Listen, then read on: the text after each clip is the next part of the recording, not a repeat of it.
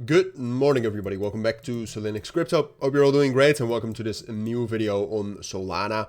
And when I say hope you're all doing great, hope you're all holding on in these markets, which already matters a lot.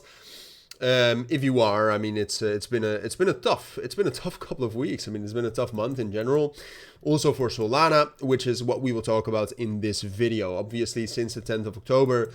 We have already shifted downwards in terms of balance, and then yesterday in the morning I made a video talking about the potential of the move that we had Monday morning. Monday morning we had quite a significant bearish move across the markets again, which has only continued. And to be fair, I mean, for Solana, it's been a tough week. I mean, Solana has been relatively weak. If you take a look at Sol BTC, for example, you can see that it's one of the weakest it's one of the weakest BTC pairs, and this has on the daily time frame also broken down. It's shifted back into this range we've been in before, so that's kind of right here.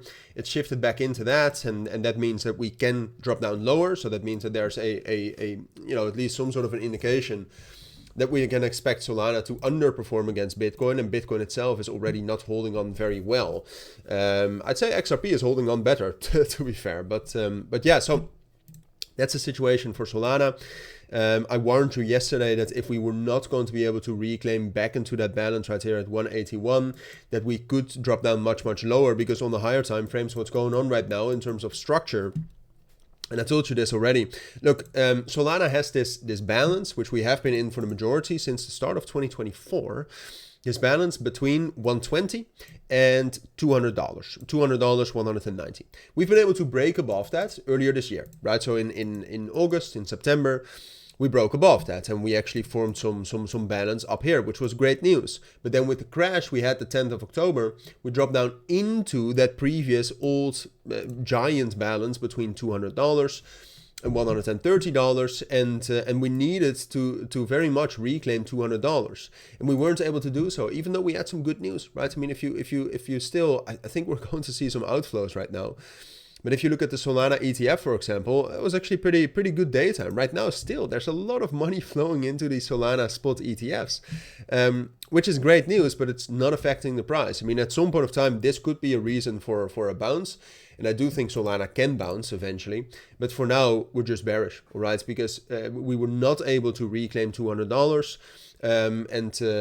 What we have been able to do is drop down below the balance we formed the 10th of October.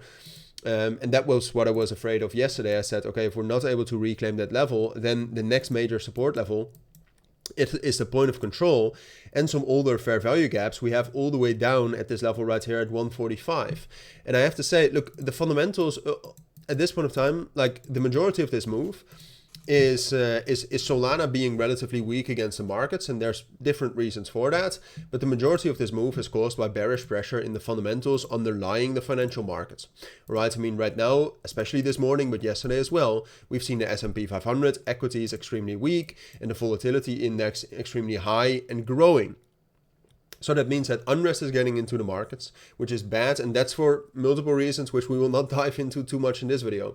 And that's causing risk on assets, such as crypto, such as Solana, to decrease. And those fundamentals are not good. And then we also have a technical breakdown that's quite severe for Solana.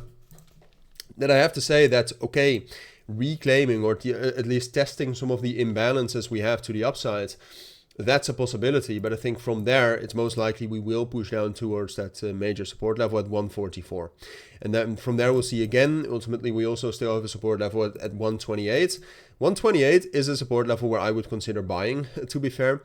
But dropping down into that level seems a little bit premature. For now, I would say something like this is more likely, but hopefully we actually get some some bullish development in those underlying fundamentals, then potentially we can see some more recovery, but that seems very far away right now. So those are my thoughts. I think that's what you need to know regarding Solana for now. So if you do have any questions, let me know down in the comments. But for now, thank you for watching. Take care and bye.